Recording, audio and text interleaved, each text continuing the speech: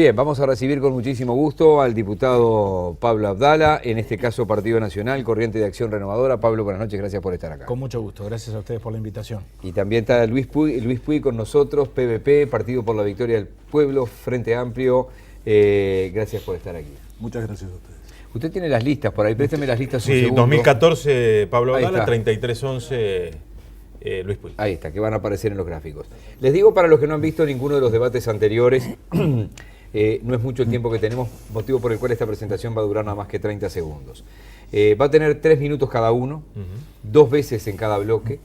Y bueno, el sorteo que se hizo antes de empezar determinó que va a empezar Luis Puig y va a seguir Abdala, y así va a ser el mecanismo durante toda la noche. Nosotros hablábamos al comienzo, decíamos empleo, consejos de salarios, leyes laborales, ley de responsabilidad empresarial, IRPF, relacionamiento de los sindicatos con las empresas y con el gobierno, trabajo rural y su reglamentación a partir de las leyes que están vigentes y que conocemos, trabajos y reglamentación del trabajo, mejor dicho, leyes y reglamentación del trabajo doméstico. ¿Se juega acá el partido? Yo creo que se juega acá el partido, entre otros puntos claves de aquí. Quedan menos de 2 meses para las elecciones. Sí. Está claro, porque lo han dicho casi todos los candidatos, que los consejos de salarios van a seguir. Hace algunos días yo escuchaba al candidato del Partido Nacional y decía que los consejos deben seguir, deben ser fortalecidos, pero él entendía que de alguna manera el Estado había inclinado la balanza en favor de los trabajadores. ¿Ustedes entienden que efectivamente esto fue así? ¿Los consejos de salarios estuvieron inclinados en estos años desde que se han restaurado? Bueno, primero, muchas gracias por la invitación. No, gracias por acceder a venir. En primer lugar, quien conozca las relaciones laborales, quien conozca en definitiva la relación entre el capital y el trabajo, sabe que el sistema de relaciones laborales es un sistema desigual entre un actor fuerte, que es el empresario, y un actor más débil.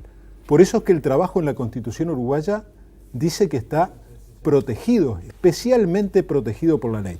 Históricamente en este país, la balanza ha estado inclinada hacia los sectores empresariales en perjuicio absoluto de los trabajadores. Pero si no, miremos el país que fueron construyendo, por decirlo de alguna manera, los gobiernos blancos y colorados, actuando en gobiernos de coalición, gobiernos de coalición con mayorías parlamentarias. ¿Cuál fue el resultado? ¿Con qué país nos encontramos en el 2004? Un país que había destruido su industria, que había destruido 150.000 puestos de trabajo en la industria, que se llegó al 20% de desocupación, que se generó un mecanismo en el cual se decía el Estado no debe participar en las relaciones laborales. Bueno, se decía que el Estado debía estar ausente en toda la actividad del país porque el mercado iba a regular de manera satisfactoria la situación. Resultado, nos encontramos en el 2004 con una situación de total desprotección de los trabajadores, sin negociación colectiva, sin consejos de salario, sin la posibilidad imprescindible para la democracia que los trabajadores puedan discutir salario y condiciones de trabajo. Nos encontramos en una situación de deterioro a ultranza de la seguridad social. Se votaban leyes en este país en las cuales se aseguraba, por ejemplo, que esa presión indebida que hacían las empresas sobre los trabajadores, y muchos de los televidentes se deben acordar, cuando se obligaba al trabajador a formar una empresa unipersonal y que él mismo tuviera que pagar sus aportes jubilatorios, so pena de quedarse sin trabajo o de no contratarlo. O sea, el Estado hasta el 2004 jugó el papel de proteger la ley del más fuerte, la ley de la selva, la ley que hacía en definitiva que no hubiera negociación colectiva, en general para los trabajadores apenas un 20%, que los trabajadores rurales no tuvieran consejo de salario, que las trabajadoras domésticas no tuvieran consejo de salario. 20 segundos. Desmantelar eso implicó, para los gobiernos del Frente Amplio y la movilización de los trabajadores, implicó desandar ese proyecto concentrador para excluyente, para poder generar un proyecto que incluyera a las inmensas mayorías del país y después lo vamos a desarrollar. Bien, antes de comenzar con Pablo Abdala, el Estado uruguayo hoy tiene áreas todavía donde contrata gente como unipersonal, sin despido, sin salario vacacional, sin aguinaldo. Sigue pasando. Exactamente. Sigue por eso pasando. tenemos que... Sigue pasando. Pablo Abdala. Sí, yo francamente creo que estos son temas apasionantes y de una complejidad importante, y creo que es muy difícil plantearlos en blanco y negro, y por lo tanto yo le escapo y le huyo a las simplificaciones, en términos de que, bueno, con relación a esto hubo un tiempo que tuvo determinadas características y que estuvo caracterizado por todo lo malo, por todo lo negativo, por todos los mecanismos concebibles, habidos y por haber, para perseguir al trabajador, para desprotegerlo y para favorecer al empleador. Y a partir de determinado momento, sin embargo, se inició un tiempo que estuvo dechado de virtudes y de protección de los asalariados y de equilibrio en las relaciones laborales. Yo francamente creo que ni tanto ni tampoco. Yo creo que el Uruguay es un país que reconoce una tradición muy rica de protección a la parte más débil de la relación laboral, que comparto lo que decía el diputado Puig, es sin duda el trabajador. Yo creo que el Uruguay hizo carne históricamente del principio del indubio properario, como lo aprendimos en la facultad, es decir, de desnivelar la balanza en favor del más débil para tratar en forma desigual situaciones desiguales. Y me parece que eso surge claramente de la propia evolución legislativa. El Uruguay tiene una legislación protectora desde el punto de vista laboral, desde el punto de vista sindical, desde el punto de vista de la seguridad social, que francamente no empezó en 2005. En 2005 tuvo cambios importantes y podemos discutir sobre ellos, con muchos coincidimos y con muchos discrepamos, pero que se inició mucho antes. La ley de consejos de salario, después de todo, es del año 43, por ejemplo, pero a eso hay que agregar todas las normas que reconocen beneficios, las leyes jubilatorias de la década del 60 que establecieron el aguinaldo para los jubilados, establecieron la prima por edad, la ley de salario vacacional, la ley de aguinaldo, la escala móvil jubilatoria. Es decir, toda una legislación protectora que además tuvo el correlato de una justicia laboral que es parte del gobierno, porque la justicia también es parte del gobierno, que también ayudó a proteger a los trabajadores, y también el correlato de un Ministerio de Trabajo y Seguridad Social que, más allá de la conducción política de turno y más allá de las coincidencias o discrepancias que se pueda tener con cada uno de los partidos que han gobernado en el momento en el que les tocó hacerlo, sin embargo desarrolló servicios de carácter profesional al servicio de los trabajadores en el respeto de los derechos individuales en el caso de los contratos individuales de trabajo, y al mismo tiempo fue garantía de las organizaciones gremiales en cuanto al derecho colectivo del trabajo. Yo creo que eso ha sido el Uruguay. Después podemos, por supuesto, hacer un debate histórico con relación a cada pedido de gobierno, yo no le rehuyo, y sobre todo creo que tenemos que hablar sobre la base de la situación que tenemos hoy y cuáles son las perspectivas que los ciudadanos pueden esperar en función de los planteos y de las ideas que cada partido político proponga, porque nos encontramos en una instancia electoral. Pero por eso digo, como esa conclusión, es un poco nuestra idea. Como conclusión, yo creo que frente a temas complejos como estos, que además reconocen una evolución histórica larga, sin duda las simplificaciones me parece que son malas consejeras y pueden llevar a conclusiones erróneas. Luis. Bueno, en primer lugar, yo creo que acá hay datos objetivos de cuál fue el tratamiento que tuvieron los trabajadores y sus derechos en los gobiernos blancos y colorados, los que están teniendo en este periodo y los que aspiramos que se profundicen con una agenda de derecho para el próximo nuevo gobierno de izquierda en el país. Diputado Abdala decía la ley de consejos de salarios del año 43, efectivamente. Sin embargo, en toda la década del 90 a los trabajadores se le negó el poder participar en los consejos de salario. Se generó un mecanismo por el cual se amparó a que las empresas tuvieran licencia para matar. El mejor sindicato era el que no existía. Si alguien quería organizar un sindicato, era despedido. Lo vivimos con mucha claridad los trabajadores del gas cuando enfrentamos la nefasta privatización a manos de Gas de France. Despidieron a toda la comisión directiva del sindicato y el plenario de delegados. Durante 10 años, trabajadores estuvimos despedidos por enfrentar una privatización que fue negativa, no solo para los trabajadores, sino para los usuarios y para el país.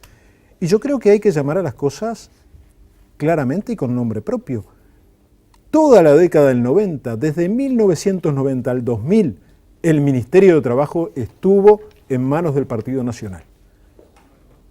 Gobiernos de coalición, blancos y colorados, y generaron un mecanismo en el cual no se protegió en absoluto a los trabajadores, se habilitó que las patronales tuvieran la discrecionalidad de poder despedir, se impidió muchas veces que se pudiera acceder a una justa negociación, por tanto no podemos decir que es una simplificación, decir que en realidad a partir del 2005 comienza un proceso de cambio que no es perfecto. Yo no soy de los que piensan que está todo bien. Creo que sigue habiendo empresas que piensan que el mejor sindicato es el que no existe. Un minuto. Que hay un montón de trabajadores que todavía no tienen asegurado las condiciones de trabajo imprescindibles, por ejemplo en el medio rural o también en Montevideo, en muchas áreas, las del supergas.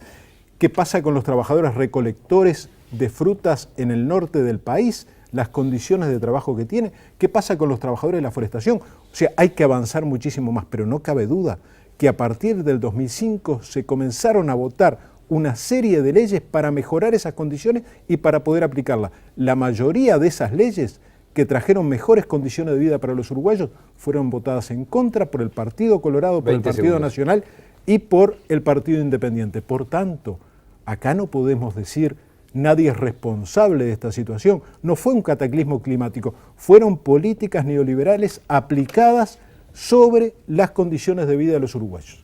Pablo. Sí, yo creo que las visiones maniqueas, francamente, son rechazables. Yo las rechazo profundamente. Y sobre todo en un país como el Uruguay, que me parece que, repito, es un país que se ha acostumbrado a respetar los derechos, sobre todo de los más débiles. Creo que, además, demonizar la década del 90 admite y admitirá prueba en contrario. Porque yo creo que ya es prácticamente un recurso de tipo panfletario. En la década del 90 hubo avances significativos para los trabajadores. Es el debate histórico, estamos hablando de hace 25 años, ¿no? Ahora, no se convocaron los consejos de salarios. Ahora, hubo una intensa, sin embargo, negociación colectiva. Yo tengo aquí la cantidad de convenios colectivos inscriptos en el Ministerio de Trabajo y Seguridad Social. Esto es del registro del Ministerio. Y aunque no había formalmente consejos de salarios, había negociación. Se negociaron en todas las ramas de actividad, porque había una situación inflacionaria muy fuerte en el año 1990, convenios colectivos, y se inscribieron, aquí tengo los datos, en el 92, por ejemplo, 134 convenios, en el 93, 149 convenios, o sea que negociación había. En el sector público la hubo y mucha. Se creó la Mesa Coordinadora de Entes Autónomos, donde se negociaban los salarios de las empresas públicas. La banca pública tuvo un convenio histórico que implicó la equiparación con la banca privada. Fue un gran éxito que sin duda tuvo a Evo en ese momento y se dio en el gobierno del Partido Nacional. Se integró el Banco de Previsión Social con la representación del PIT-CNT. Lo dice la Constitución, pero no se había hecho hasta ese momento. Se creó la JUNAE, la Junta Nacional de Empleo, de integración tripartita en el gobierno del doctor Lacalle. Se integró al PIT-CNT a la Comisión Sectorial del Mercosur, que hoy parece un tema menor, pero en aquel momento era de enorme importancia porque el país ingresaba al camino de la integración regional. Entonces, me parece que, repito, no podemos decir el país se fundó de nuevo, es decir, la independencia fue en el 25, la Constitución se juró en 1830 y en el 2005 empezaron los derechos de los trabajadores. Yo creo que eso es un exceso de simplificación, lo digo con enorme respeto por el diputado Puig, que sabe que se lo tengo, pero sinceramente, un minuto. Abusos patronales existieron siempre porque está en la propia naturaleza de las relaciones laborales, está en la propia relación que sin ninguna duda se da, económica y de poder, en el ámbito del trabajo, que el Estado debe morigerar, que el Estado debe moderar, pero siguen aconteciendo hoy, cuando ya transcurrieron 10 años de gobierno del Frente Amplio. Lo vemos en la Comisión de Legislación del Trabajo todo el tiempo, y muchas veces cuestionamos al Ministerio de Trabajo de ahora, porque no interviene en esos conflictos, y muchas veces lo hace el propio diputado Puig, como debería intervenir. Y muchas veces la explotación o el abuso, en tal caso, proviene del propio Estado. El diputado Puig, que ha sido muy celoso, cuestionador de la forma en que se trabaja en las distribuidoras de Supergas, ha hecho cuestionamientos muy severos que afectan a la ANCAP, conducida por el gobierno del Frente Amplio, porque entre otras cosas es titular de la empresa Duxa, que es una de las distribuidoras. ¿Qué quiero decir con esto? Que esto no es blanco o negro, y que si bien el Frente legítimamente definió su agenda a partir del año 2005 y promovió determinadas leyes, no es que no votamos ninguna, algunas las votamos, otras no las votamos, y termino con esto, no porque no estuviéramos de acuerdo en que se legislara sobre esa materia, fuero sindical por ejemplo, sino porque en el alcance o en el instrumento o en la definición tuvimos diferencias, y eso es democrático. Bien, otra pausa, Gabriel Romano. Y seguramente hay cosas para decir, yo lo veía... Sí, cada uno va tomando nota y... Tomando nota, así que volveremos sobre el tema. Ya volvemos.